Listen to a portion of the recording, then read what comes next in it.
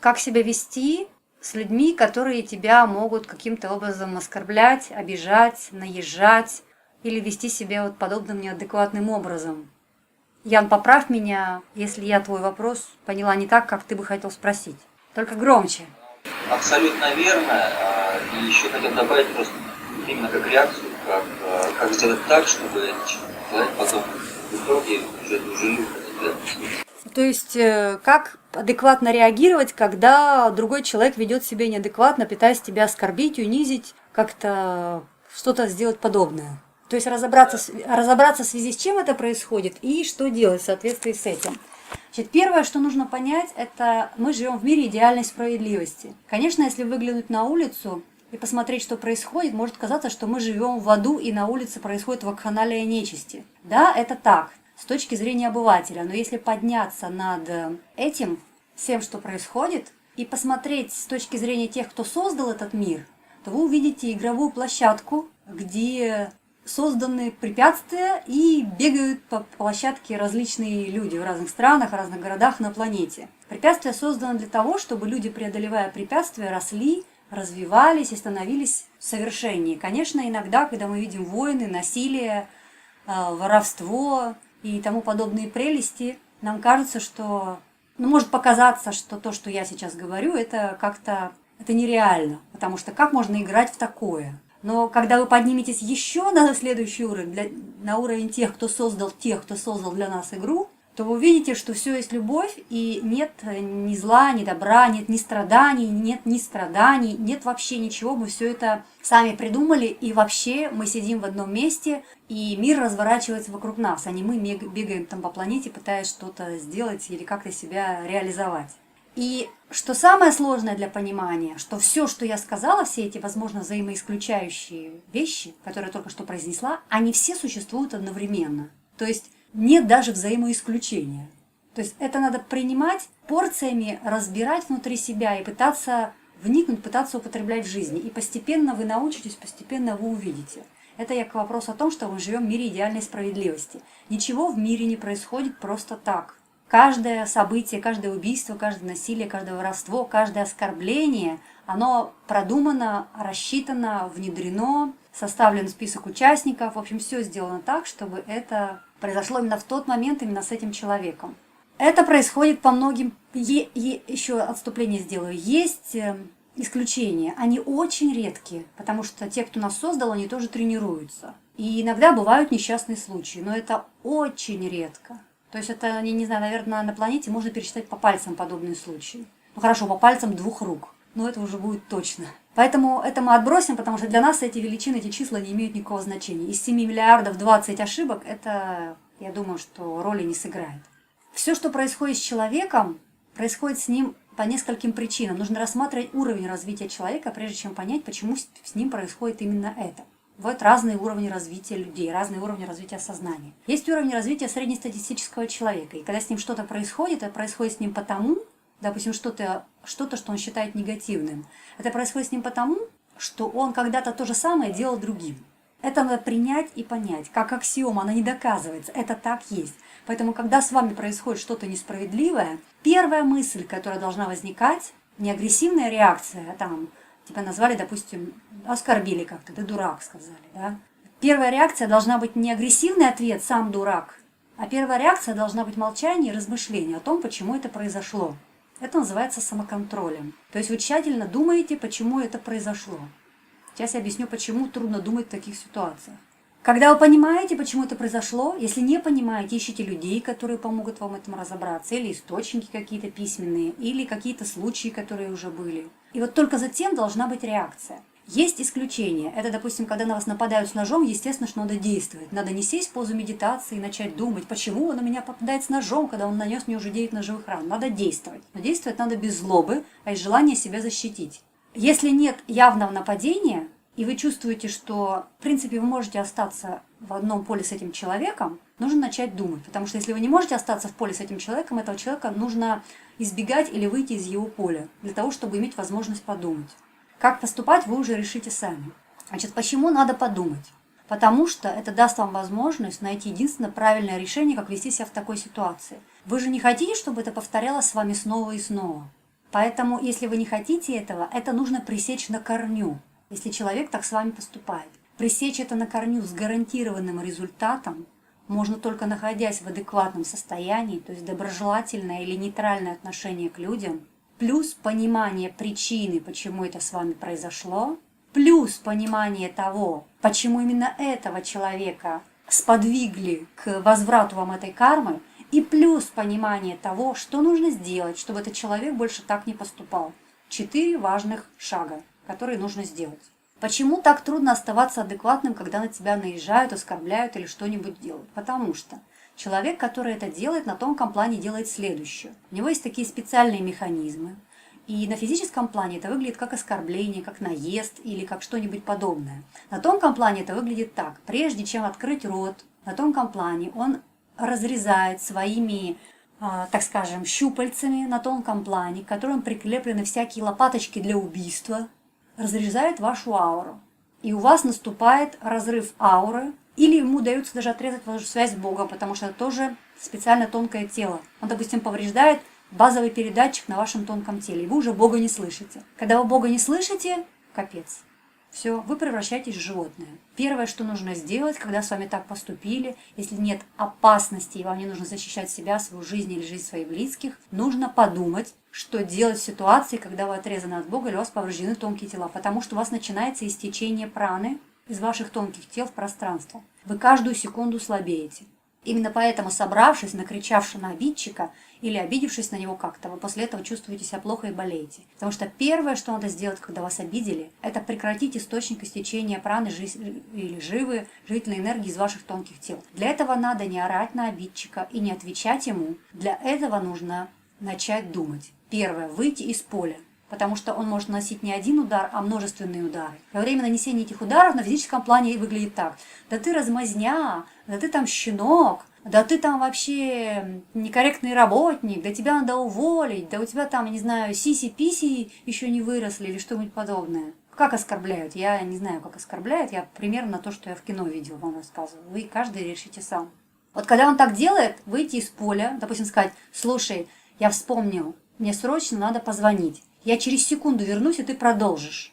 Вышли, в туалет, сели, успокоились, собрались, вернулись, продолжаете. Или там: мне срочно нужно в туалет. Вот срочно, вот я сегодня съел с утра горошек, подожди, сейчас приду, доброжелательно. Вышли, отошли. В кабинете у начальства, где угодно, можно сделать все, что угодно. Слушай, я забыл важную бумагу, я сейчас вернусь. Не дав ему опомниться, можно выйти, нельзя выйти, нужно это делать. Там родители, родственники, что-то еще сказать. Ну, все, что угодно придумайте сами. И, допустим, если вы скажете, что мне нужно в туалет, никто вам слова не скажет в ответ. Ну, нужно человеку в туалет, ну и что? Придет, сейчас опять поору. Проблема в том, что иногда удар может быть нанесен такой силы, что повреждаются ваши структуры, которыми вы думаете, и у вас не будет возможности даже думать, куда вам пойти, в туалет или за бумагами. Поэтому нужно быть всегда готовым, то есть сделать себе шаблон заранее. Потому что вы живете в мире достаточно высокого проявления агрессии от среднестатистического человека, потому что тела людей наполнены демоническими сущностями, которые их пожирают внутри. То есть любое отрицательное качество характера, любое, это демоническое существо, которое сидит внутри человека и стимулирует его на проявление этого качества. Вот почему он туда попал, и некоторые говорят: о, бедные люди, нас захватили демонами. Они нас захватили демонами, тех, кого захватили демонами. Это справедливо, потому что эти люди пригласили их в свои тела. Вольно, невольно, это уже второй вопрос, с этим надо разбираться. Вот те, кто невольно пригласил их демонических сущностей, они приходят на проект «Реконструкция в разумном человечестве». Мы разбираемся, почему у них в жизни происходят всякие неудачи и неприятности. Параллельно помогаем вытаскивать и освобождаться от этих демонических сущностей, и их жизнь становится похожа на жизнь адекватного человека. Почему человек, который вот вас оскорбляет, почему у него находятся такие лопаточки, созданные для убийства на щупальцах на тонком плане? Потому что это тоже человек неадекватный. Ни один адекватный человек никогда не носит в себе такие лопаточки для убийства. Этот человек тоже полон внутри демоническими сущностями. И именно поэтому он пользуется этими лопаточками. То есть, разрезав вашу ауру, оскорбив ваш, он тоже за это ответит. То есть кто-нибудь точно так же, а то и хуже или лучше, это уже решает кармический комитет, поступит с этим человеком. Просто поскольку вы этого не видите, потому что надо посмотреть жизнь человека в длительной перспективе, допустим, 500 лет, 1000 лет.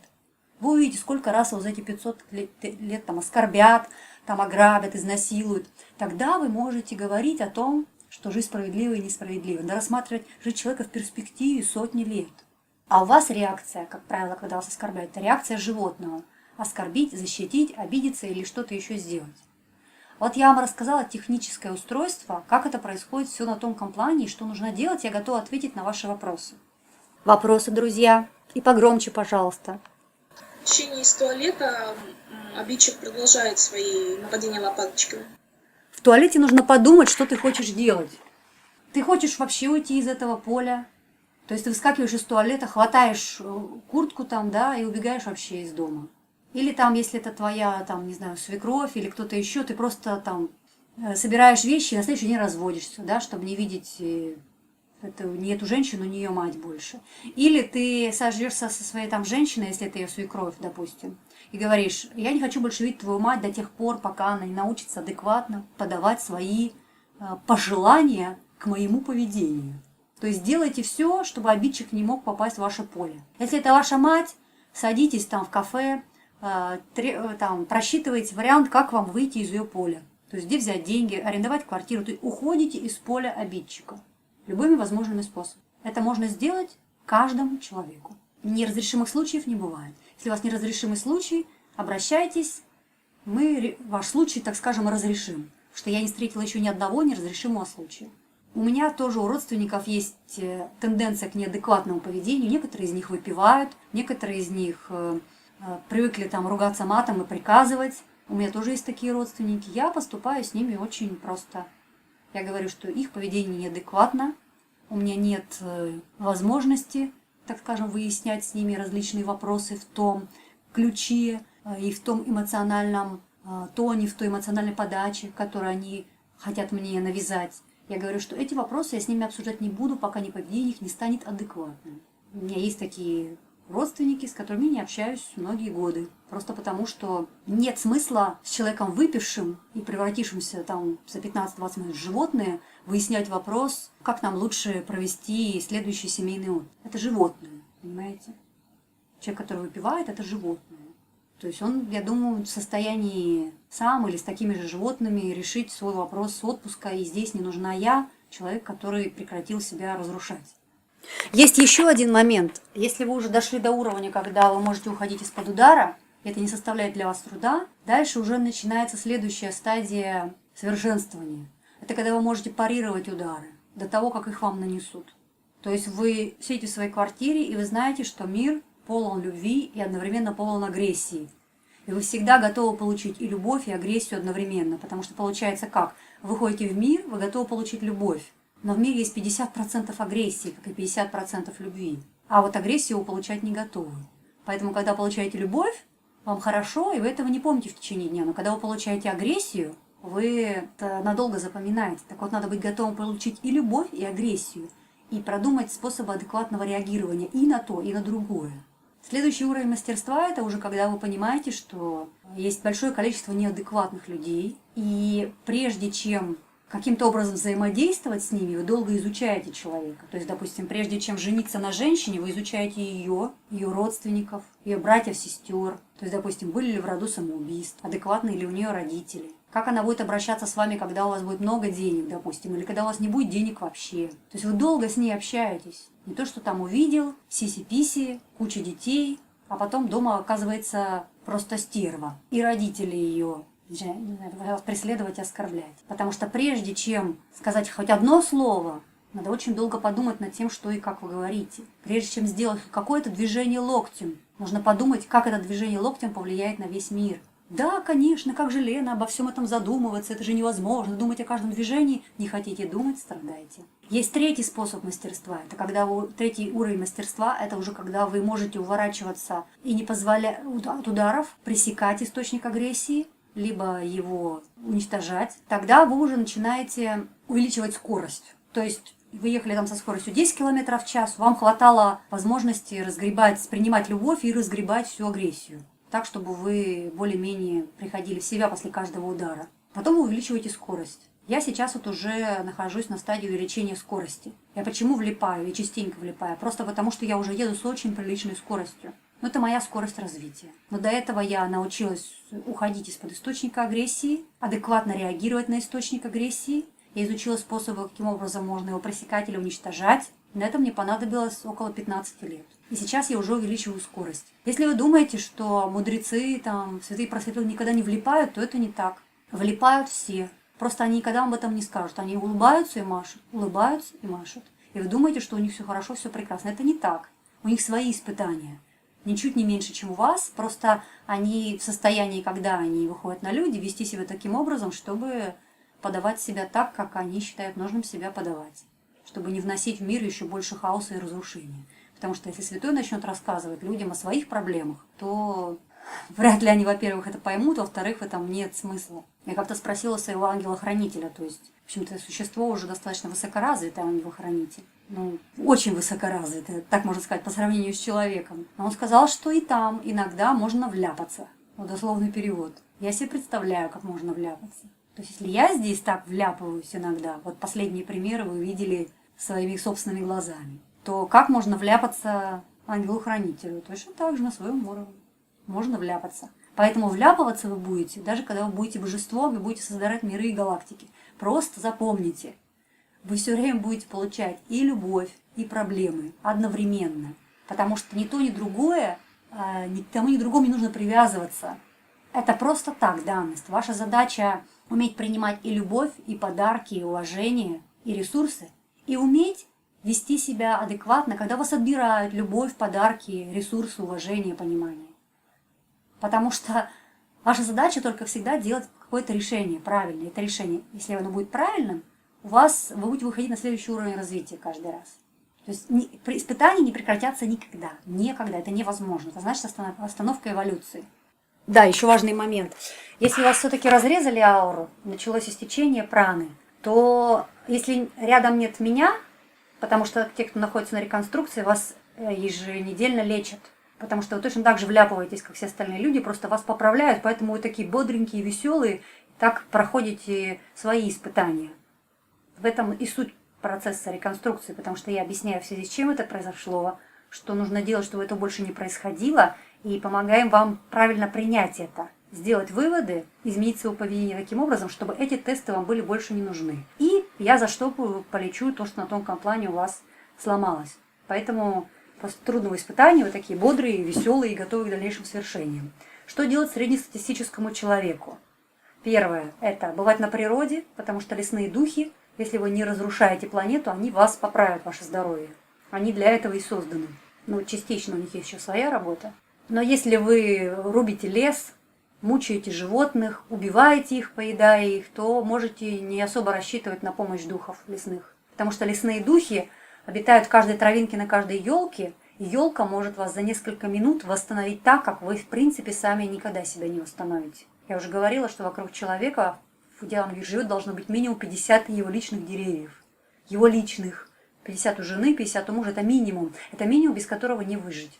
И у другого должно быть 50 деревьев. И ангелы неоднократно говорили вообще, что мы не созданы для проживания в конгломератах, которые мы называем городами. Потому что наша Меркаба не должна ни с кем соприкасаться, с кем мы не хотели бы, чтобы она соприкасалась. Допустим, у меня внизу живет курящая тетенька. Вот я не хочу, чтобы моя Меркаба соприкасалась с ее Меркабой, поэтому сейчас разумно человечество строится поселение, чтобы мы могли туда переехать. Чтобы наша Меркаба соприкасалась только с Меркабами тех людей, которых мы считаем приемлемым для того, чтобы наша Меркаба соприкасалась. Значит, первое – это бывать на природе. Второе – это отдых, занятия йогой, цигун, какими-нибудь вот такими техниками, которые позволяют делать, кроме физических еще движений, энергетические практики, потому что йога и цигун, они работают с энергией прежде всего. И питание должно быть адекватным, то есть фрукты, овощи, сбалансированное питание, белок должен поступать растительный, чтобы существа, населяющие ваше тело, могли починить изнутри и снаружи ваши водно-полевые системы. Потому что они все равно когда-нибудь придут в адекватное состояние. Но у некоторых, конечно, не хватает потенциала это залечить, и для этого существуют целители.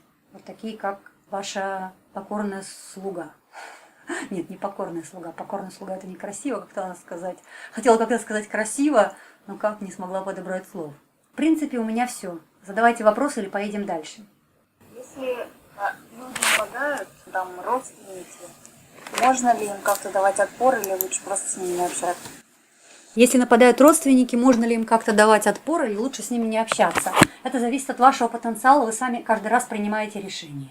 То есть хотите ли вы просто уйти из их поля нападения, пережить это и постараться сделать так, чтобы они в вашем поле больше не появлялись. Либо вы хотите развиваться как воин и научиться пресекать источник агрессии или уничтожать его. Но для этого надо обучаться воинским техникам, воинским практикам. Для этого надо подробно разбираться, что есть агрессия, что вообще такое есть любой недостаток. То есть надо заниматься серьезными магическими технологиями, потому что надо понимать, кто его источник, в связи с чем это происходит, как устроен мир.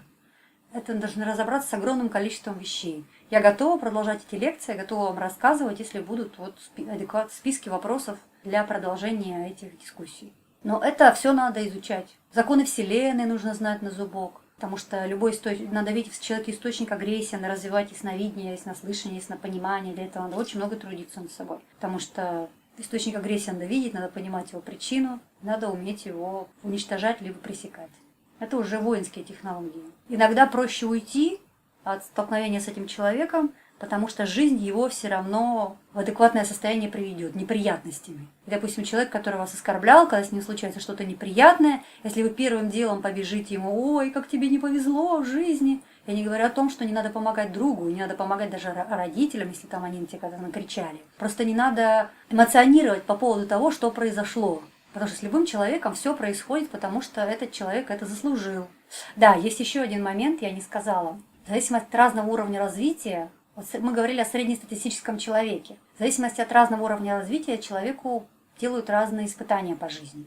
Есть такие люди, которые уже развились выше среднестатистического уровня, и некоторые просят, вот я, допустим, прошу сделать мне различные тесты и различные мероприятия организовать для того, чтобы я потренировалась. Это становится уже образом жизни. То есть ты воспринимаешь борьбу со злом, прежде всего в себе, и когда ты поборол это в себе, в других людях, в окружающем мире, в окружающем пространстве, как работу. То есть ты не воспринимаешь это: «О, меня накрыла негативная карма». Ты воспринимаешь это: вот, зло должно быть пресечено. Я пойду и буду с этим работать. И, как правило, таких людей это уже не касается лично их. Они уже работают с государственными системами, с какими-то образованиями, объединениями. То есть у них у самих уже все внутри гармонично. Они научились работать с родственниками, с друзьями, со знакомыми.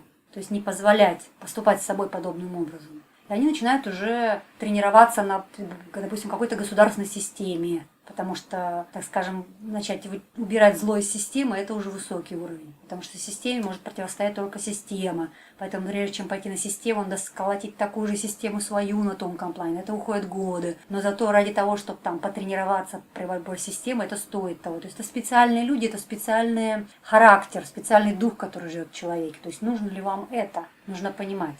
Есть свои тонкости здесь, потому что может энергетика человека, который уже занимается борьбой с системой, вырасти до такого уровня, что ему будет сложно уже общаться со среднестатистическим человеком. То есть здесь везде есть свои нюансы. Надо понимать точно, что вы хотите и нужно ли вам это. Потому что когда вы дорастете вот до этого уровня, когда вы уже сможете бороться с системой, то будут некоторые неудобства, так скажем, в общении со среднестатистическим человеком. Потому что, вот, допустим, когда я куда-нибудь прихожу, некоторые люди прячутся даже под стулья. То есть я еще ничего не сказала, я просто зашла, я доброжелательна, я открыта, я села на стул, мы начинаем какую-нибудь дискуссию, и потом человек мне признается, что он, когда, допустим, меня увидел, он вошел в ступор, и он просто боится. Я говорю: а чего ты боишься? Я же доброжелательный, открытый человек. Я не знаю, я не могу даже к тебе подойти. То есть здесь есть свои тонкости, поэтому здесь надо уметь уже управлять энергией. У меня сейчас не очень это хорошо получается, потому что энергия разогнана, структуры большие построены. А вот для того, чтобы сделать их маленькими или поменять их конфигурацию таким образом, чтобы я не выглядела там каким-то серьезным, грозным человеком, здесь нужно искусство уже. У меня не всегда получается, и я еще не разобралась, нужно ли это или, в общем-то, это не нужно, потому что между человеком с хорошо поставленными структурами, с разогнанной энергетикой, можно просто уже делать посредников, которые смогут доносить до других людей то, что этот человек хочет сказать, чтобы они не боялись. То есть у меня вот сейчас такая трудность. То есть я когда выхожу в мир, люди отскакивают как теннисные мячики, просто потому что в поле им не войти. И общаться хочется расспросить их о чем-то. И приходится делать над собой невероятные усилия для того, чтобы Не испугать человека ни словом, ни взглядом, очень тонко управлять энергией внутри себя, а это опять затраты. То есть, ну, знаете, как вы не умели ездить на машине, потом научились, побили ее раз 20, потом все-таки заработали денег, купили себе очень хорошую скоростную машину и едете на огромной скорости по магистрали, и вот испытываете все эти невероятные состояния, того, что все проносится мимо вас. Гонщики меня поймут. И тут вдруг надо остановиться на блокпосту и объяснить человеку с уровнем развития, ну я не знаю, вот, допустим, в прошлой жизни был животной, свинкой, а в этой жизни вот он первый раз с человеком воплотился, да. И вот он спрашивает, ваши документы. Ты ему говоришь, вот мои документы. Он говорит, а почему они зеленого цвета? Ты говоришь, потому что так принято в моей стране. Мне надо подумать над тем, могу ли я пропустить вас с документами зеленого цвета. Вот он идет, 40 минут думаете, а вы за 40 минут уже бы 100 километров проехали. И надо уметь вести себя с такими людьми, надо уметь адекватно общаться с ними, не пугая их, не навязывая им свою волю, не покрикивая на них, типа, что ты так долго проверяешь мой паспорт? Или что, нельзя за секунду посмотреть? У меня были эти трудности, потому что я думала, что все люди такие. Но я была не права. Я много над собой работала, чтобы это понять. То есть нюансы роста. Какие еще есть вопросы?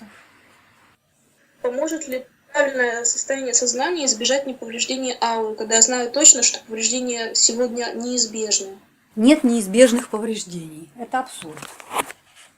Вы можете избежать повреждений в любую секунду до того, как это произошло. Давайте так говорить. Я хочу получить сегодня эти повреждения. Потому что любое повреждение можно избежать до последней секунды, пока оно не было нанесено. Как бы сложным и трудным вам это ни казалось. Даже если вам предстоит пойти на похороны к любимой бабушке, вы знаете, что там будет повреждение, вы говорите, я не пойду на похороны. И вся семья говорит, ты негодяйка, ты не уважаешь традиции нашей семьи. А ты просто идешь и не берешь на похороны. Да, ты получишь осуждение семьи, но да, ты не получишь повреждения. Поэтому давайте говорить честно. То есть повреждение можно избежать до секунды, когда оно было нанесено. Раз, и если вы его не избежали, значит вы хотели его получить. Либо получили по незнанию, как это избежать. Но тем не менее, это ваш выбор. Друзья, есть еще вопросы или поедем дальше? Все понятно, хорошо. Для начала вполне хорошее объяснение, много информации, спасибо. Ну, добавлю последнее, что любая ситуация, которая с вами произошла, любая, ее можно разобрать по косточкам, и можно показать вам в связи с чем, почему, и самое главное, для чего это произошло. Потому что все происходит и почему, и для чего. Это два важных аспекта, которые нужно постоянно помнить. Первое – это не париться из-за того, что произошло, и сконцентрироваться не на проблеме, а на решении этой проблемы, потому что ваше внимание может течь в любое русло.